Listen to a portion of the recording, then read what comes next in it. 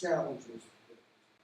But even, unfortunately, these weren't ready yet, but the God who chairs, seats, they need to be recovered. And last Saturday, we just got the prize. I don't know what I'm looking for, and he Googled someplace, and we went there and said, oh, this is like around the corner from the East Church, and the guy was great, and I walked in and picked up fabric, and he said, I'm not even going to charge you for the fabric. I said, why? He said, because I'm rich, I don't have to charge you for it. And he's charging me for the labor, but not for the fabric. So it's been that kind of thing. So every day, it's not only been easy, but like strangers have been helpful. Somehow I put my net on the other side of the boat, and it's made all the difference. Listen, fishing all night long and catching nothing, as opposed to a few hours catching so much. I mean, where did the fish come from? Where they swim down from another? I mean, the fish were there all along, but if your mindset, are you feeling me? If your mindset's contradictory to what you have to do, it's working against you, so you better get happy. And I've gotten happy, and I've enjoyed it, and I've learned better ways to deal with her now, and it's much less stressful. And it's all good. Even to the point, right before last, she's having a lot of what most people would call hallucinations. And instead of me arguing with her about it, because one night this weekend, she was up sitting in the dark, and it scared me, because they just beat that pitch black. And I said, Mom, why are you up? And she said, because he won't come to bed. And I said, dancing together. And she said, you don't see me sitting right there. And I said, no, but apparently you do. You need to go to bed. So I asked her at dinner, I said, tell me, because I think maybe he's showing up. Maybe he's not an hallucination. So I asked her, I said, what happened? Because for weeks now she's been saying, I see you at night and you won't talk to me. That's the first day. So I said, what's he look like? Is he like a young man? She's never looked like before he passed. And I said, so you talk to me that same thing? She said, no, just say anything to me. But last night, I reached down to kiss him and he fucking laughed. So I'm thinking, well, this may not be a hallucination. You know what I mean? I mean, maybe I'm fixing things between him and me right now by taking care of what was important. Do you know what I mean? Mm-hmm. And it's like, sometimes when you've been bit by a snake, the venom is the cure. Sometimes you have to go back and face the thing, because you think you can leave the situation because you don't want to deal with it, but if it's in here, you haven't left it. You take it with you. You got to bed with it like wake up in the morning. Sometimes Moses has to go back to Egypt. Sometimes Paul has to go preach to the Gentiles. Sometimes you have to go do what is not what you want to do. So if you've got to do it, and I know for a fact, I know there are people sitting here today, you're having to do things right now. I'm not going to do this. I don't want to do this. Anybody? Yeah. There is great power in counting it all joy. And this past Friday, every day that I've done something's gotten easier and easier. And then Friday, it was crazy easy. How do you go into 40 and they not only wait for me to tell them what I want, they've anticipated me. How do you walk into Kroger and a woman out of hundreds of people says, it's around the corner? I'm like, what the what? This has flown to a whole other level. All right, that's not even my sermon. I'll shut up. What do y'all want to say? What do y'all want to do?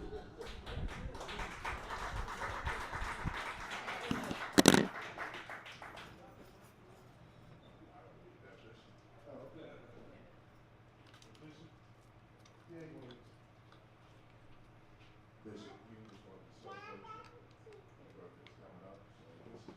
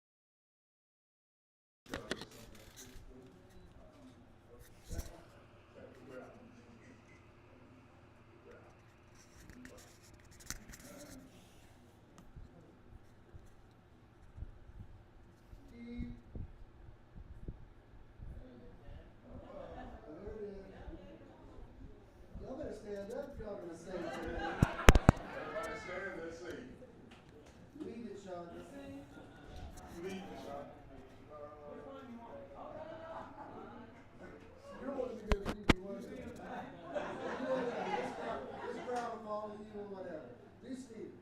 Happy birthday to you. Happy birthday to you. Happy birthday. Check, check. Happy birthday to you. Happy birthday to you. Happy birthday. Have him put this on. Have him put this on.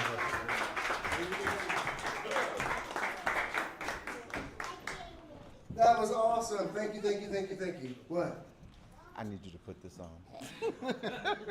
Okay. Let's switch. What? I'm just doing this toe. All right. Oh, okay. Is that better? All right. Should I keep going or what? Oh. Good. We speak into this atmosphere and we say, let there be light. You may be seated. Welcome to the Metron Live podcast, coming to you from the beautiful Kirkwood neighborhood of the Atlanta Theater. Please, Metron people, would you welcome the podcast people?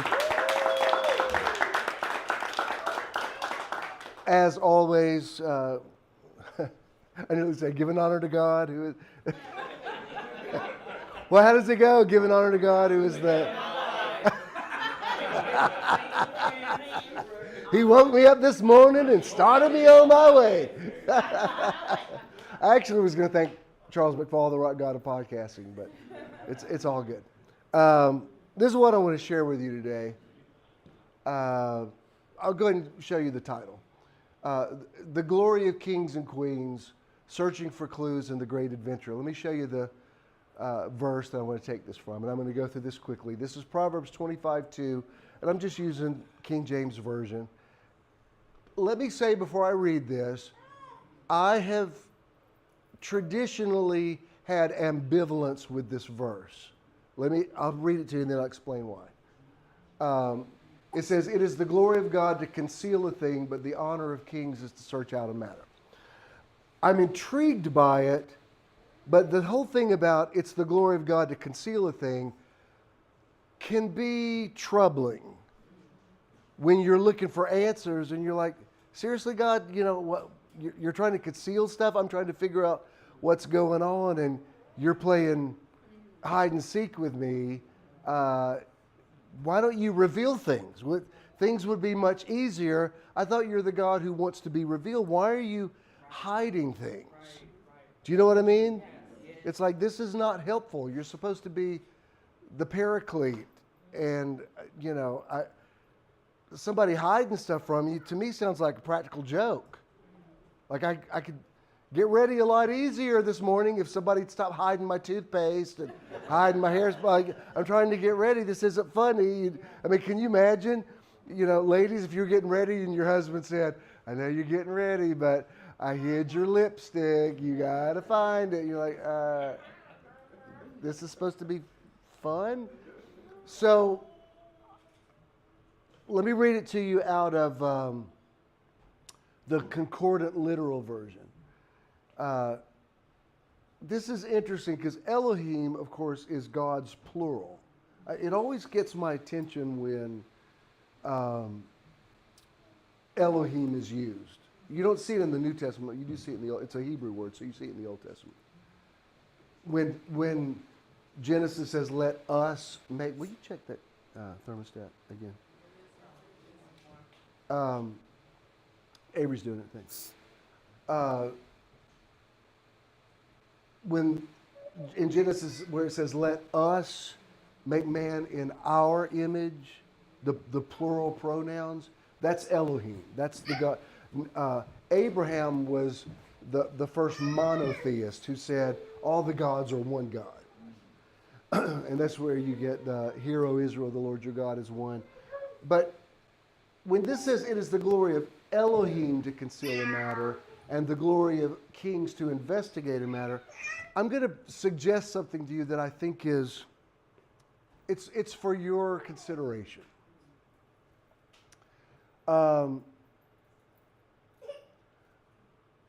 Do I believe in God? Yes. I believe in the one true God, of course. I'm always going to believe in God. I will also say this. and I can support this scripturally. Jesus quoted in John chapter 10, he said, has it not been said to you in your own law that you are gods, even though you will die like men? You've had lots of gods in your life.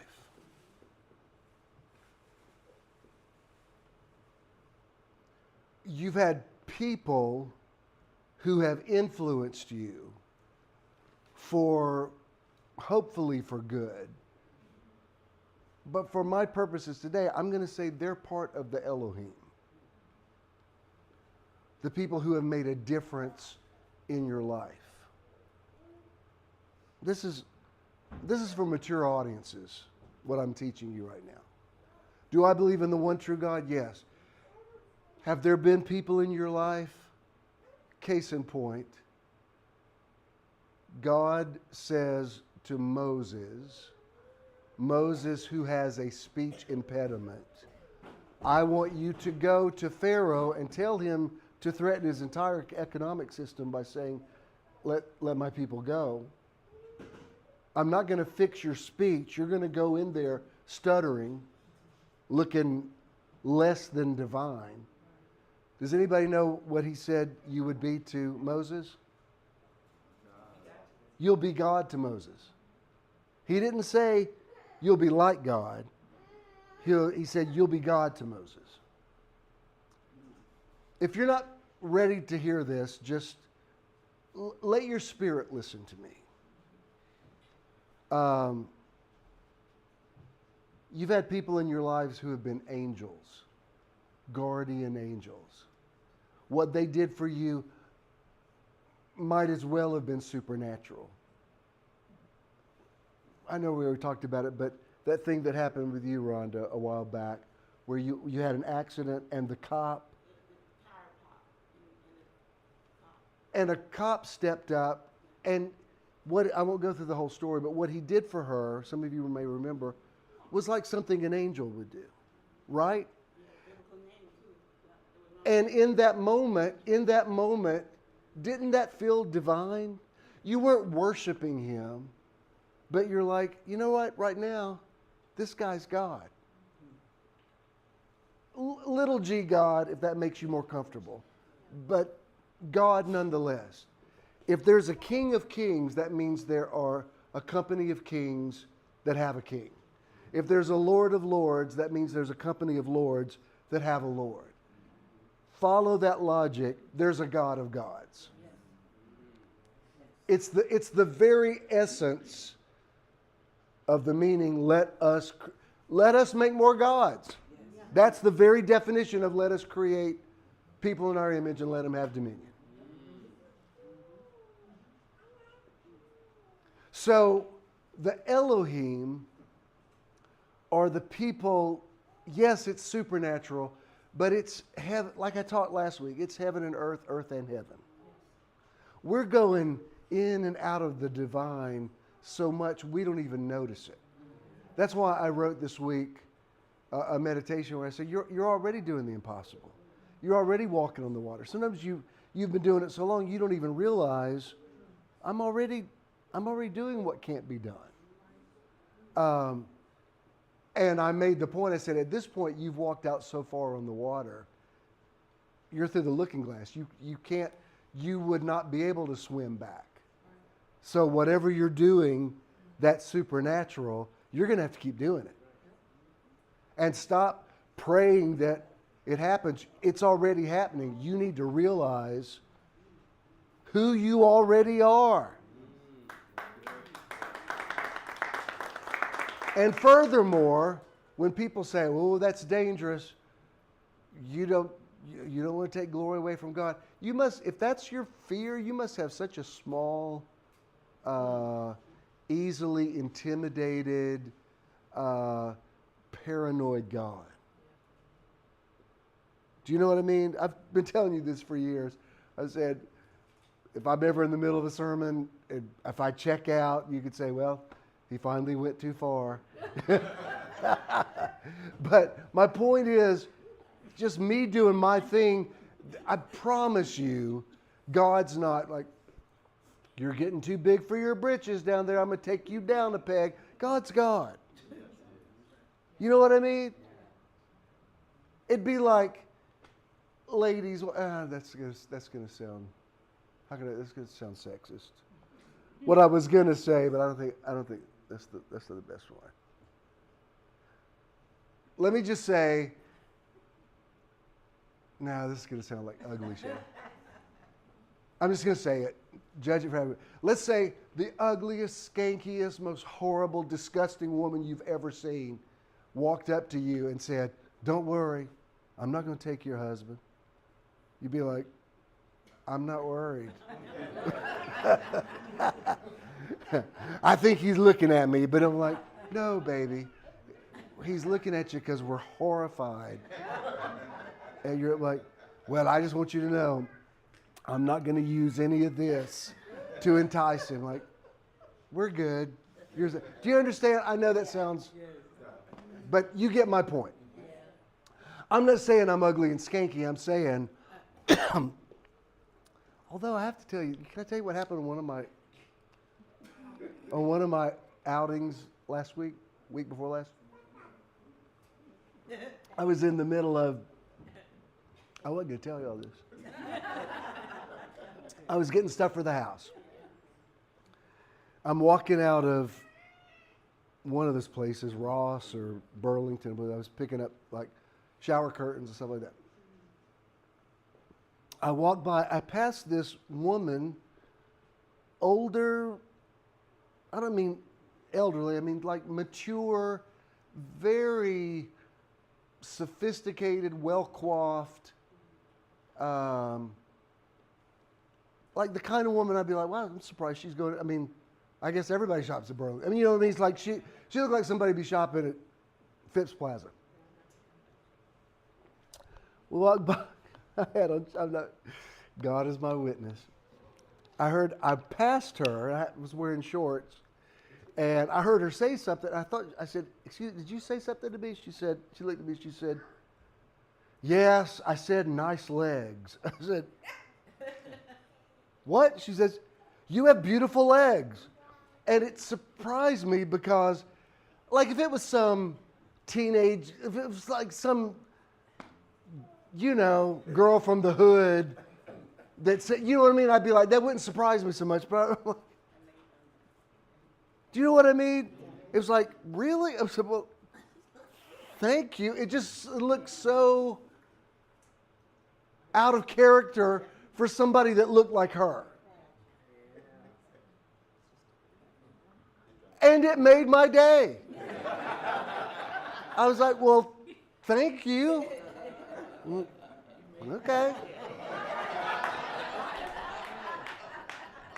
It was just so funny. I just wasn't expecting.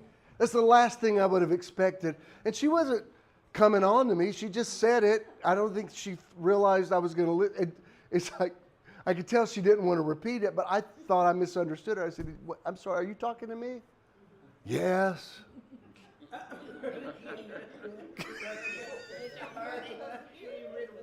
What? She didn't even want to say it. It's been a minute since somebody had told me I had nice legs. I was like, thank you, Jesus. Can you get on your job? Say what? What'd you say? Can you get on your job? Why was I telling you that? I guess what I'm saying is, you can know who you are, and He's not intimidated by you. The God of gods wants you to realize your divine power. Like when that whole thing that I've told you about a million times, that when I lost everything on the bottom of the river a few years ago, and I called it back, and it was one of the most supernatural things that ever happened in my life. And I had posted about it, and some guy, the way Facebook is now, people can see your post that you're not friends with. And he wrote on there, he said, why would God answer your prayer for something like that when there's starvation and stuff in the world? I said, well, to be clear, I didn't say God answered my prayer. I said I called my stuff back and I got it back. Don't play the religious card with me, because I don't think one time that day I said, let's join hands in the name of Jesus. I'm like, I got this, God. I don't even need to bother you with it. You understand what I'm saying? I'm like, I know how to do this. The God of gods has made me a God. Let us make people in our image. I know how to use my divinity. I lost all my stuff. I called back my stuff. And as we left, I'm not going to go through the whole story again, but as we left Deep Creek, whatever that, Bryson City, I told Ken and Howie and Jerry, I said, I'm going to release this. And Ken had already taken the day off the next day. Well, he was about to, because I was going to have to start the whole thing. Go get my driver's license, cancel my credit card. It was like I lost everything on the bottom of the river. I said, I've released this, and it is what it is. But I'm just going to say this to y'all. Before midnight tonight, I will have all of my stuff. There was no indication that would be possible. And nobody laughed at me. They were like, okay. Well, now I'm going to have to tell you. We get back to, what city did he live in? Yeah, I can't think of it. We can't think of it. Anyway, wherever Howie's cabin was. Yeah, the name of it was Pine Box. What's the city? Why can't we think of that? It's above LJ. Anyway, Ridge. what? Blue Ridge. No, it's above Blue Ridge. No? Yes. You go through Blue Ridge to get there. What? Anyway, it was like 45 minutes away, was my point. Close to an hour away. We get back. Ken's on the phone with some guy. No, with your mama. Oh, yeah. He called her. Yes. Some guy had a scuba diver from Savannah left that morning and I didn't even know that was a thing that divers dove rivers like that. And he went, there was nothing under the surface, and he said, behind a boulder, I was about to leave and something said, look around, behind a boulder, I saw a little plastic going like that, and he said, I went and picked it up, it was all your stuff, was in that bag, and he didn't even know what Siri was. He said, it had been under the water for several hours at that point. He said, I poured everything out, and I picked it up, and a woman's voice said, here's something you can say, call Mom. So he says, call Mom. Of course, she was frantic because he says, lady, I don't know. We found all your stuff, son, on the bottom of a river. And she's like, he's in a river? Like, what's going on? She gives me this number. I call the guy. All of my stuff is there. Not only is it okay, phone's okay, Apple Watch is okay, ink on a check that had been written to me had not run at least 3 hours underwater. And he said it was the bag was filled with water. He had to pour the water out. And I called him. I said, can you wait? We're driving back. Where was Howie's cabin?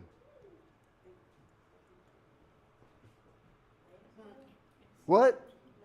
Blairsville. Thank you. I knew it was a B. It is Blairsville, isn't it? All right.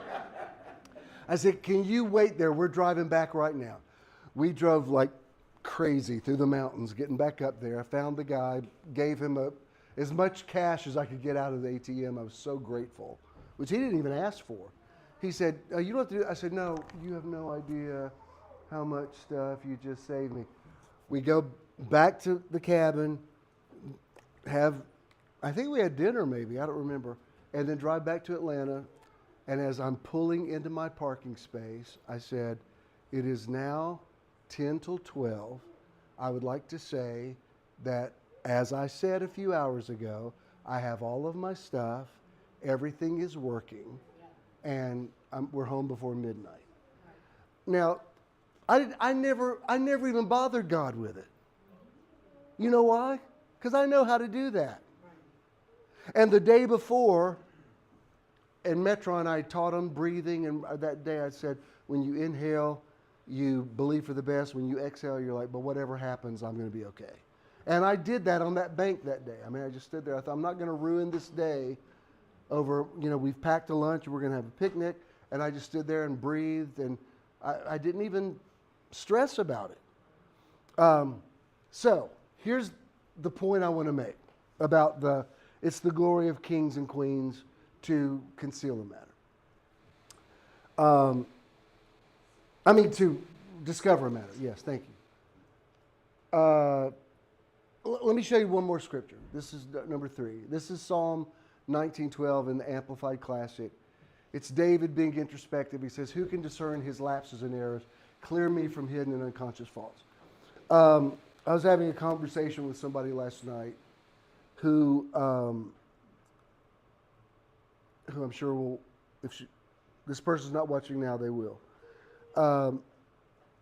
They were telling me about issues with their heart and now issues with their bones, and how this person has connected the dots with a physical manifestation of stuff that was going on in me emotionally. Y'all with me? So what I was telling this person, I said, let me tell you what I've learned through even this thing I'm going through with taking care of my mom and being happy about it. Everything that comes to you, I said, you remember, this is what I said, you remember on the Batman show when they would be dealing with the Riddler, and the Riddler would give them some enigmatic thing, and, Batman could always figure it out, and Robin would be like, holy crinies, Batman, how did you know that? And they put everything together. This is the way I'm seeing stuff that happens to you that you have to deal with. Stuff that's laid on you that you were blindsided with. Stuff that happens to you that you're like, I cannot be dealing with this stuff right now. Can anybody relate? Yes. Where you're like, seriously, I got everything going on and now this happens? What the what? This is what you have to do. It's an adventure. If you start feeling sorry for yourself, you've just shot yourself in the foot. You've been presented with, and I'm not saying God's laying sickness on you, but I'm just saying there's stuff that happens to you like, what the heck? Why is this happening to me? You've got to change that energy and say, all right, wow, this is an interesting puzzle. This is a tough one. I don't do it every day now, but I used to go to the bookstore and buy the New York Times because I loved being able to do their crossword puzzle. They say it's the hardest crossword puzzle in the world, and I would do it in pen.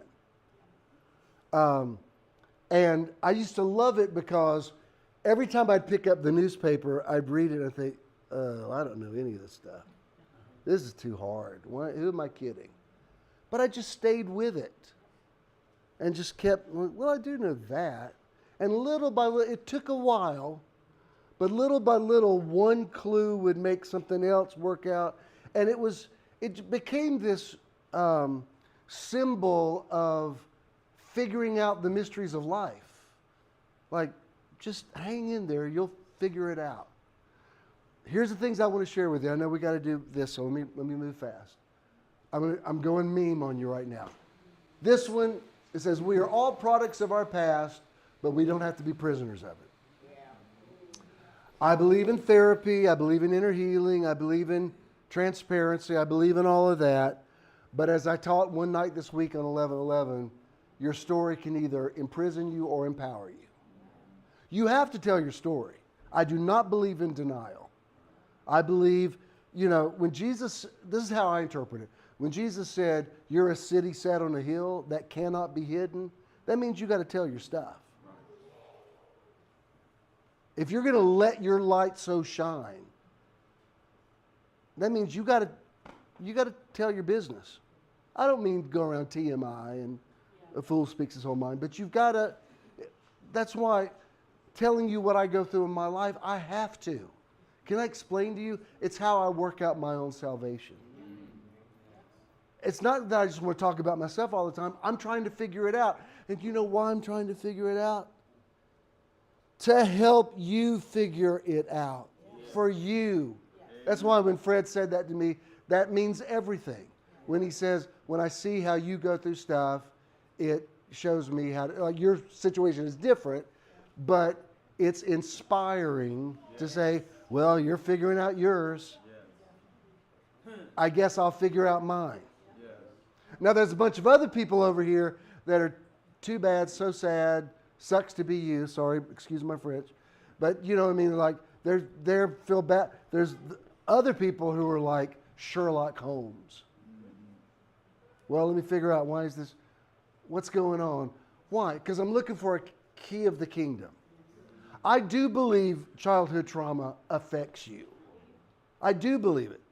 This whole thing about just forgive them and move on, that's unrealistic. If somebody messed you up from your childhood, you're messed up. And just to say, oh, it doesn't matter, just forgive them, like that's I don't think that's all what Jesus meant when he said, you know, forgive 70 times 7. I think if something is affecting you now, you have to say, why do I do this? Not just to be always introspective, but to get better. Next thing. Joe Dispenza says, we are all faced with great opportunities brilliantly disguised as impossible situations. Talk about changing your paradigm. Instead of something being the end of the world, it's like, wow, this one.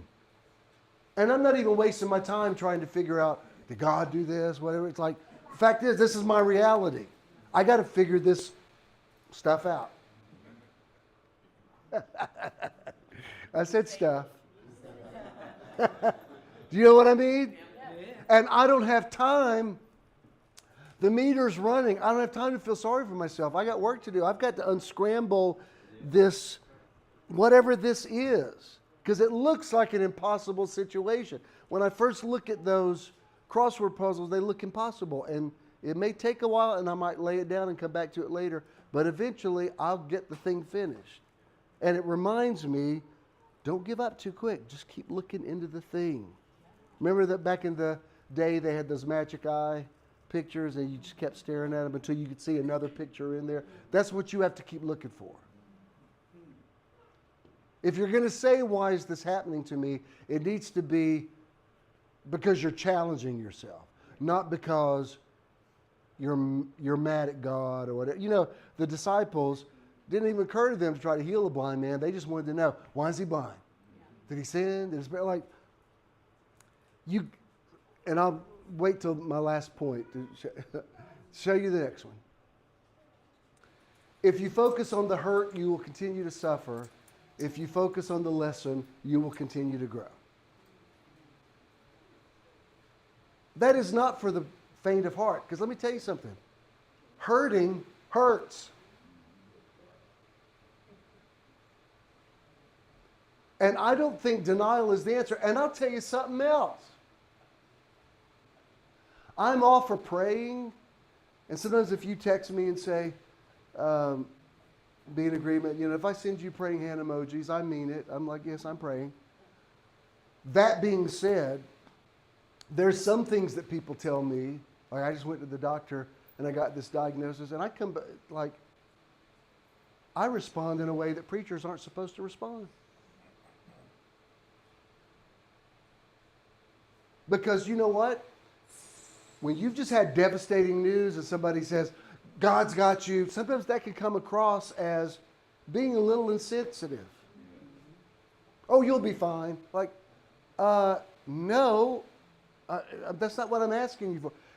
Do you understand? It's like, yeah, I know you're trying to encourage me, but it sounds dismissive. Sometimes one of the most inspirational things you can do is like, oh my God, I can't imagine what that must be like. What? I can't even imagine what. I mean, I didn't even realize my next physical is actually on my birthday, Thursday. And I thought, you know what? It's just as well. I might as well, because, you know, seems like the last 2 or 3 years, every time I've gone, he's had a little surprise for me. One year, I'm going way TMI right now. 2 or 3 years ago, I went in and he said, oh, what's the thing for the what's for prostate? Your PSA. He said, your PSA is better than it was last time. He said, it was up a little. And I said, what? He said, I didn't tell you that? I said, no. I might have remembered that. He said, well, it's fine now. I said, thank you. But next time, if you see a little red flag, would you fill me in? I only see you once a year. I might want to know that. And he said, well, I knew it wasn't anything to be concerned about. I was like, well, easy for you to say, young, healthy guy with a perfect prostate. When you're my age, you might want to know. Now, what was that number again? Remind me. What does that mean? He was so cavalier about it. He said, well, you're fine. I'm like, okay. He's also the one when he said, oh, yeah, you got a thing in your heart. He said, nothing to worry about. I said, I'd kind of like to talk about it. So we did a little video chat, and that's how I ended up seeing the cardiologist, because he was like, you'll be fine. I'm like, I love my doctor. He's great. But he's kind of like, I'm seeing that motion all the time. You'll be fine. Yeah. Which, yes, I will be, but you just freaked me out a little bit. So I don't know what they're going to tell me Thursday. And I'm like, well, you know what? Bring it on. I live in Blue's Clues. If you tell me something, I'll be like, oh, well, now this is a New York Times crossword puzzle. Give me a pen.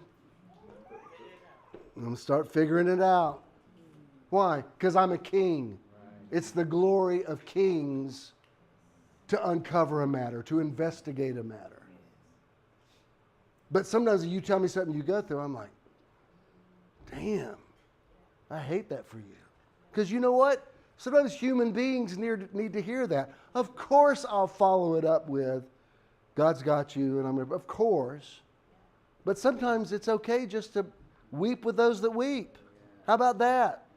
Y'all feel me on that? All right. Is there another one? Now, you'll be surprised I'm quoting Norman Mailer. Some of you who are literate will know who he is. What this quote is going to sound like I'm completely negating everything I just told you. But I love point and counterpoint. Those of you that understand the way my brain works, I like for things to balance out. I like to show you two things. So, before I show you what Norman Mailer said, yes, I want you to investigate everything. Yes, I want you to find out, why is this happening? Is my shoulder hurting because I've been carrying the weight of something for too many years and now it's manifested as a physical thing? Yeah, it could, maybe not. I do not think sickness is all psychosomatic. I think sometimes things are viral or inherited or whatever. But sometimes things do manifest. And I don't want you to get too bogged down with trying to figure out, ooh, I got COVID. What does that mean? You know, like some things it just means you were in the wrong place at the wrong time. So, I want you to dig deep and go internally and find the keys. If I made my point, find the keys of the kingdom. Norman Mailer said this. When you never do find out what makes you tick, you never do find out what makes you tick, and after a while it's unimportant. I love this quote because you can only figure out so much stuff. Like, Bishop, you just spent an hour telling us to figure stuff out. I'm trying to give you the balance. Sometimes you just say, guess what? It is what it is. And only you know when that time is for you. Sometimes you have to say, this is what it is. You know what I mean? I mean, I've done everything I know to deal with it, and now it is what it is. So I figured out as much as I can. Yes, Larry, we know in part. And sometimes you get another part, and another part, and another part. It's what the scripture calls line upon line, precept upon precept, here a little, there a little. Sometimes you'll get a clue, and it'll be another year before you get the next clue. You know what I mean? It's like, oh, well, here's the other piece to that. I could have used it a few months ago, but all right. And at least I understand. At least I understand. You know, just understanding a situation makes it better. The whole thing about just being stuck in this loop of, why is this happening to me? Why is this like? If you don't really want answers, you're just going to be like on a hamster treadmill all the time. If you really want to know why it's happening, well, ask yourself. And you say, well, Bishop, what if it's something I don't want to know? Sometimes it may just be stuff happens.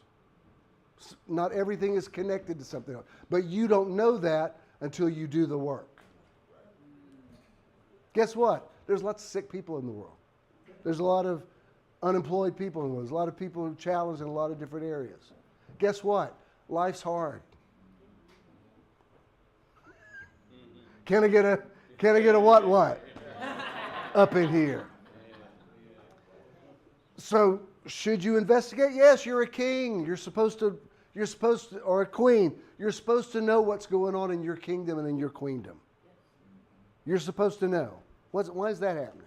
What's making that go on? And the rest of it, some of it's unimportant.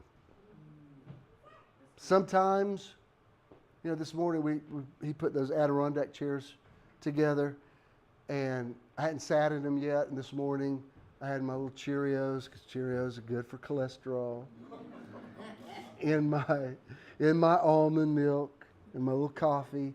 And I thought, I'm going to go out on the front porch and have my breakfast. And it was a little chilly, and I probably should have put on shoes, but I went out as was, and the birds were singing, and there's azaleas in the front yard, and it was beautiful. And I just got quiet. I didn't pray.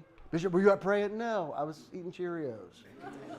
And I was listening. I was like, man, those birds, they just are so beautiful.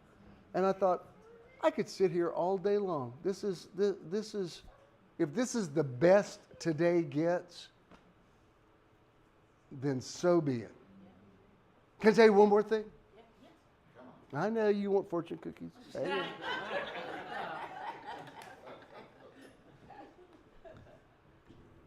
Years ago, there was a thing that happened in Atlanta. If you know anything about the Leo Frank case, he's the only white man to have ever been lynched. He was a Jewish man. It's a very interesting story about racism and anti-Semitism, and it's Atlanta history.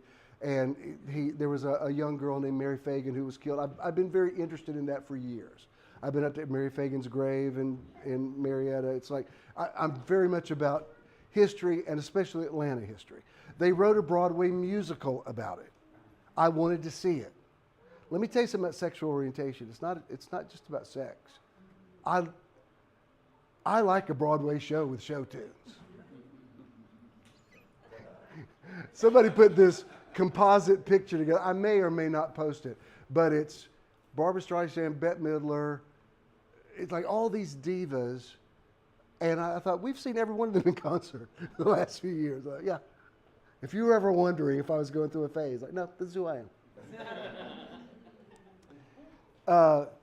But I really wanted to see it, and I honestly, Ken loves Broadway shows, but honestly didn't know he'd be into it as much as I am. It's not, Broadway's not as important. Like when we went to see Jesus Christ Superstar, and it was opening up, and he looked at me and said, is this show about Jesus? I'm like, oh Lord, how did we ever get together?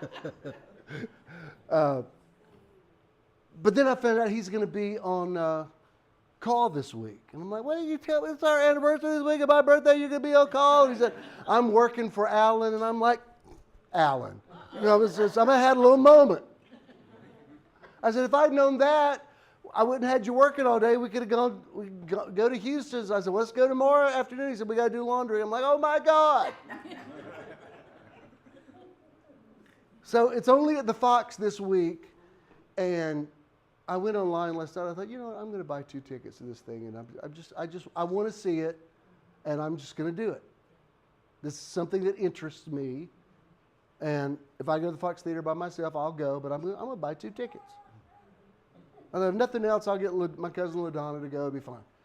But then I thought, remember I told you about how I reconnected with my teacher from high school, who I adore, and they've had me over for dinner and had us over for I had me for lunch and for dinner, and I wanted to reciprocate. And I've been thinking about her a lot lately. And I thought, you know what? I'm just gonna try this. This morning, while I'm eating my Cheerios, I texted her and I said, I cannot call her Louisa. She's been Miss Moffat since 1973. I said, good morning. I said, for my birthday, I wanted to see Parade, which is a musical about the Leo Frank story. I'm sure you're familiar with it. Ken's on call this week. I went ahead and bought 2 tickets for the matinee next Saturday. I would love to take you. If you can't, it's fine. I just wanted to run it by you first. She texted me right back. She said, I can't believe it. She says, I wanted to see this so bad.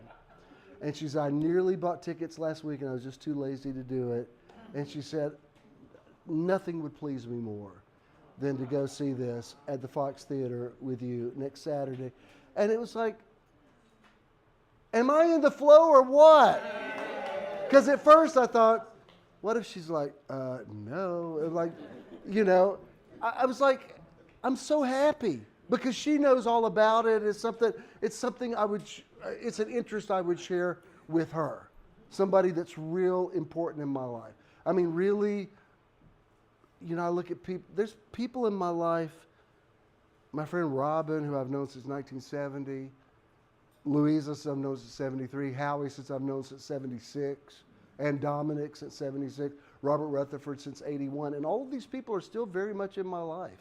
I mean, I've had thousands of people come and go during megachurch world, but those foundational people, and can I say, they're my Elohim. Do you understand what I'm saying? Yes, I believe in God, and I'm not worshiping them, but they've helped form me from the dust of the earth. Do you know?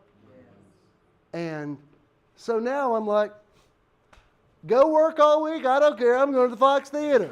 He may work it out. He might get somebody to work. But, well, if not, we'll celebrate later. Don't be mad. Y'all have no idea what a hothead he is. Y'all know that it's not true. But my point is, I don't know. I've made my point. Let's all stand. Good, Bishop. I made my point and remade it. I don't know how that factored into my story. I guess about just being in the flow and knowing who you are. And let's play the outro, please. Contributing to Metron is quick and easy. You can give anytime using any smartphone. Text the amount you'd like to donate, 404-620-5044.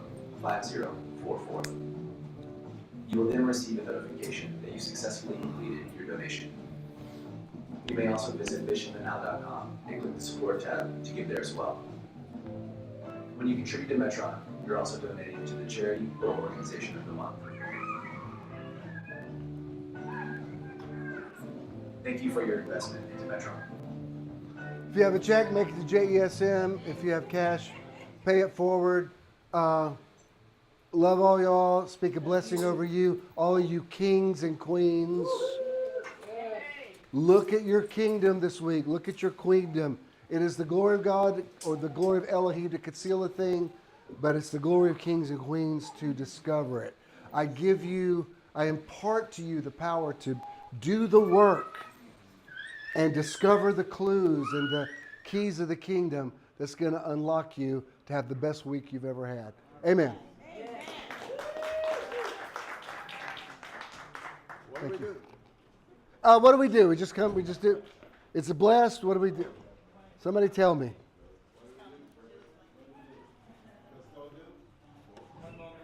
Oh, cute. All right.